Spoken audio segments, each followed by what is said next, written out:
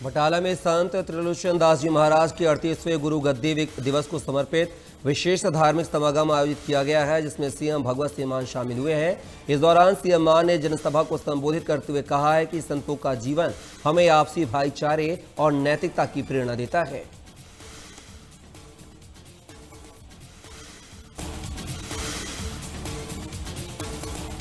Amritsar railway station से Amritsar Jalpaiguri Amrit Bharat express train की शुरुआत की गई है। इस दौरान केंद्रीय राज्य मंत्री रवनीत सिंह बिट्टू ने ट्रेन को हरी झंडी दिखाकर रवाना किया है। इस अवसर पर रेलवे के वरिष्ठ अधिकारी, बीजेपी नेता और अन्य गणमान्य लोग मौजूद रहे। करीब 1900 किलोमीटर की दूरी तय करने वाली ये ट्रेन अमृतसर को न्यू जलपाईगुड़ी से जोड़ेगी। इस दौरान रवनीत बिट्टू ने कहा है कि अमृत भारत ट्रेन खासतौर पर आम और मध्यम वर्ग के यात्रियों को ध्यान में रखकर तैयार की गई है, ताकि कम खर्च में आधुनिक सुविधाओं का साथ सफर का लुत्फ उठाया जा सके।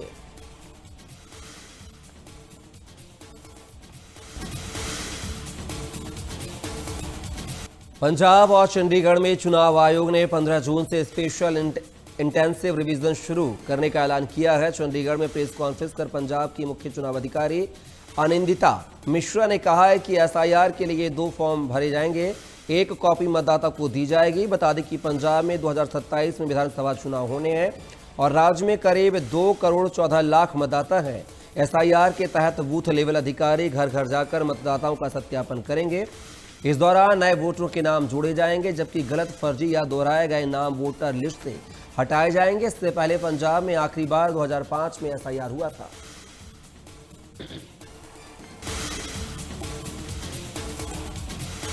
पंजाब में युद्ध नशे के विरुद्ध मुहिम के तहत नशे के खिलाफ कार्रवाई जारी है। इसी कड़ी में बठिंडा में ड्रग इंस्पेक्टर और पुलिस ने एक मेडिकल स्टोर पर छापेमारी की है। इस दौरान मौके से भारी मात्रा में नशीली गोलियां बरामद की गई हैं, जिसके बाद पुलिस ने मेडिकल स्टोर संचालक को गिरफ्तार कर लिया है।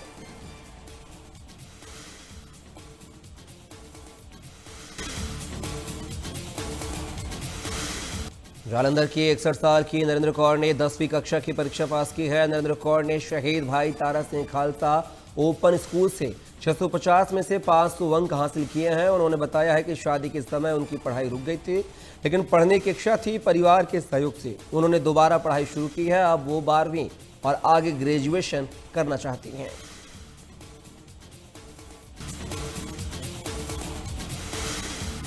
हरियाणा के मुख्यमंत्री नायब सिंह सैनी आज सिरसा के दौरे पर रहेंगे। इस दौरान वे मुख्यमंत्री तीर्थ योजना के तहत सिरसा से श्री हजूर साहिब नांदेड़ की फ्री यात्रा के लिए विशेष ट्रेन को हरी झंडी दिखाकर रवाना करेंगे।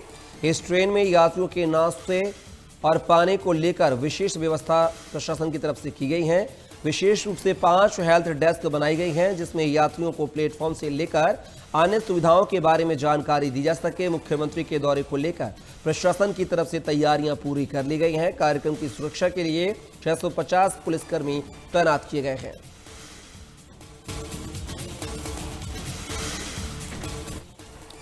बीबीएमबी की स्थापना के 50 वर्ष पूरे होने पर पंचकुला में विशेष कार्यक्रम का आयोजन किया जाएगा। इस कार्यक्रम में केंद्रीय मंत्री मनोहर लाल मुख्य अतिथि के रूप में शामिल होंगे।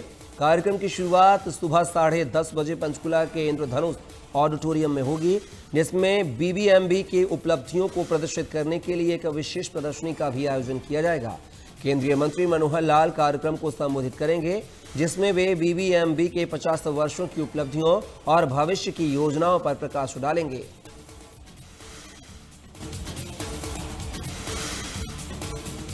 गुजरात के राज्यपाल आचार्य देवव्रत ट्रेन से कुरुक्षेत्र पहुंचे। रेलवे स्टेशन से गुरुकुल कुरुक्षेत्र तक उन्होंने साइकिल से सफर तय किया। इस दौरान उन्होंने देशवासियों से ईंधन बचत, पर्यावरण संरक्षण और सादगीपूर्ण जीवन शैली अपनाने की अपील की है। उन्होंने कहा है कि पिछले कुछ महीनों से मिडिल ईस्ट में चल रहे युद्ध के चलते वैश्विक संकट की स्थिति बनी हुई है।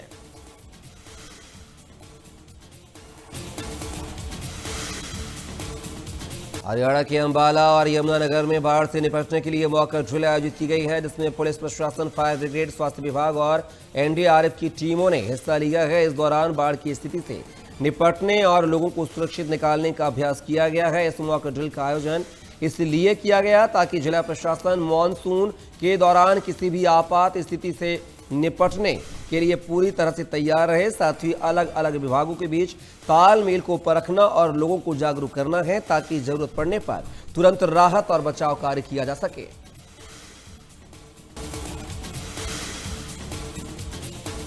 फरीदाबाद में एक युवक की हत्या मामले में पुलिस ने 5 आरोपियों को गिरफ्तार किया है। एक आरोपी अभी भी पुलिस की पकड़ से बाहर बताया जा रहा है। आरोपियों ने पहले युवक पर 15,000 रुपए देने के लिए दबाव बनाया और जब उसने पैसे नहीं दिए तो 6 लोगों ने मिलकर उसकी निर्मम हत्या कर दी।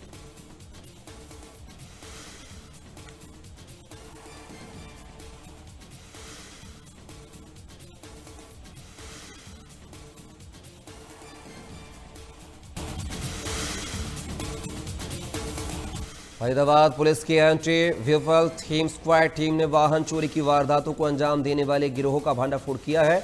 पुलिस ने कार्रवाई करते हुए गिरोह के 6 आरोपियों को गिरफ्तार किया है जो फरीदाबाद समेत आसपास के इलाकों में बाइक चोरी की वारदातों को अंजाम देते थे। आरोपियों के कब्जे से 8 से 9 चोरी की बाइकें भी बरामद हुई हैं।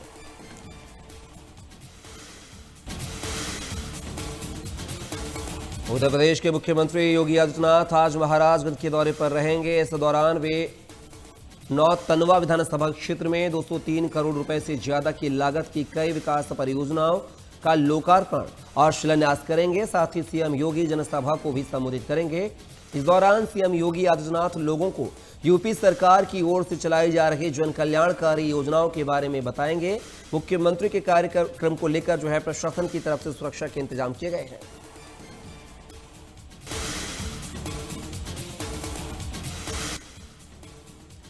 एटा पुलिस ने सार्वजनिक स्थानों पर शराब पीने और शराब पीकर वाहन चलाने वालों के खिलाफ ऑपरेशन कारबार अभियान चलाया है। जिले के 16 थानों में एक साथ चलाए गए इस अभियान के दौरान पुलिस ने कुल 138 आरोपियों को गिरफ्तार किया है। पकड़े गए सभी आरोपियों के खिलाफ धारा 34 के तहत कानूनी कार्रवाई की गई है। पुलिस की इस कार्रवाई में सार्वजनिक स्थानों पर शराब पीने वालों में डर का माहौल है।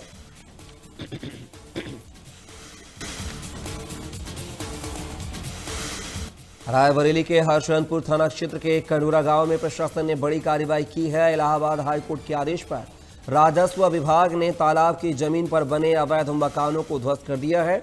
इस दौरान भारी पुलिस बल तैनात रहा। इससे पहले भी अतिक्रमण किए गए 8 मकानों पर बुलडोजर चलाया गया था।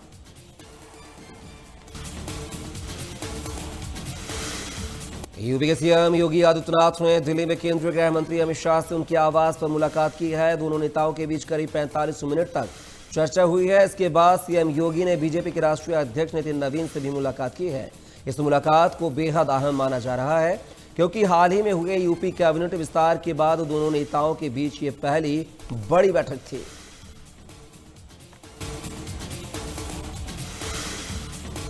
प्रधानमंत्री नरेंद्र मोदी आज से 20 मई तक 5 देशों की यात्रा पर रहेंगे। इस विदेश यात्रा के दौरान PM Modi UAE, Netherlands, Sweden, Norway और इटली जाएंगे। इस यात्रा में ऊर्जा सुरक्षा, ट्रेड, टेक्नोलॉजी और रणनीतिक साझेदारी पर फोकस होने की उम्मीद है। प्रधानमंत्री अपनी यात्रा की शुरुआत यूएई से करेंगे जहां वे यूएई के राष्ट्रपति मोहम्मद बिन जायद अल नहयान से बातचीत करेंगे। इस दौरान एलपीजी सहयोग और स्ट्रेटेजिक पेट्रोलियम रिजर्व से जुड़े 2 जरूरी समझौता ज्ञापन पर हस्ताक्षर होने की भी संभावना है।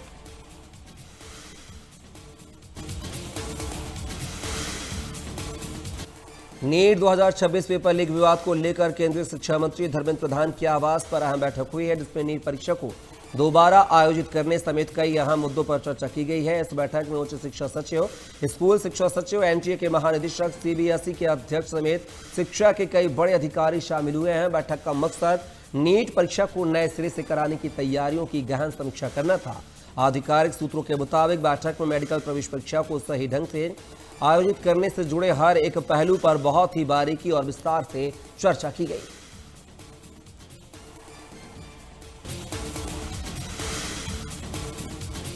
नीट यूजी पेपर लीक मामले को लेकर सीबीआई ने अपनी जांच तेज कर दी है। एजेंसी ने 2 और आरोपियों को गिरफ्तार कर लिया है। मीडिया रिपोर्ट्स के मुताबिक पिछले 24 घंटे में लगातार छापेमारी करते हुए 14 जगहों पर छापेमारी की गई है जिन 2 आरोपियों को गिरफ्तार किया गया है। गिरफ्तार किए गए दोनों आरोपियों की पहचान धनंजय लोखड़ा, मनीषा बाघमारी के रूप में हुई है। सीबीआई ने अब तक इस मामले में 7 लोगों को गिरफ्तार किया है। इससे पहले जयपुर, गुरुग्राम और नासिक में 5 आरोपियों को गिरफ्तार किया गया था।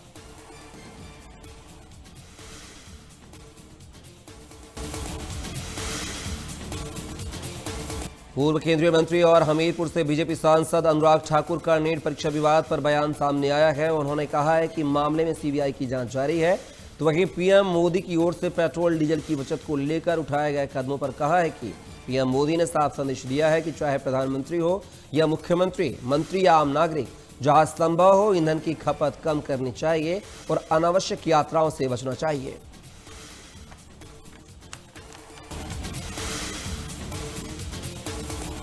चुनाव आयोग ने गुरुवार को एसआईआर के तीसरे फेज का ऐलान कर दिया है। इस फेज के तहत 16 राज्यों और 3 केंद्र शासित प्रदेशों में 36.73 करोड़ वोटरों का वेरिफिकेशन किया जाएगा।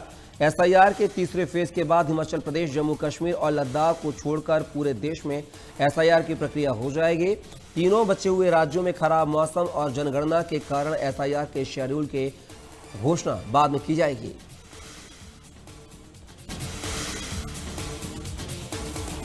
शिमला में नगर निगम का पार्किंग का संचालन एक बार फिर विवादों में आ गया है। शहर के सबसे भीड़ भाड़ वाले इलाकों में कॉमर्शियल पार्किंग में ओवर चार्जिंग का बड़ा मामला सामने आया है। पार्किंग संचालक ने एक बाइक राइडर से 1 घंटे की पार्किंग के बदले 800 रुपए की मांग की, जिसका वीडियो सोशल मीडिया पर वायरल हो रहा है। वहीं नगर निगम ने संबंधित पार्किंग संचालक को नोटिस जारी कर जवाब तलब किया है।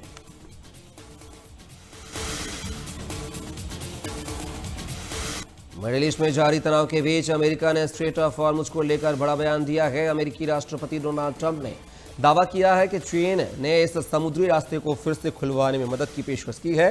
ट्रंप ने यह भी कहा है कि चीन ने भरोसा दिलाया है कि वह अमेरिका और इजरायल के खिलाफ जारी युद्ध में ईरान को हथियार और सैन्य उपकरण नहीं देगा, जिससे हालात और ज्यादा न बिगड़े। ट्रंप के मुताबिक चीन चाहता है कि स्ट्रेट ऑफ हॉर्मुज फिर से खुल जाए। उन्होंने बताया है कि चीन की ओर से कहा गया है कि अगर इस रास्ते को खोलने में किसी तरह की मदद की जरूरत हो तो वह मदद करने के लिए तैयार है।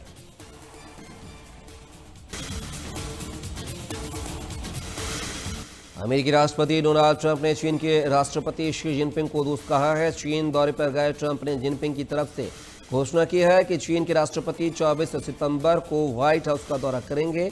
बीजिंग में great hall of the people में ओपनिंग रिमार्क्स के दौरान ट्रंप ने जिनपिंग की तारीफ में कहा कि आपके साथ होना सम्मान की बात है। ट्रंप ने जिनपिंग को महान नेता भी बताया।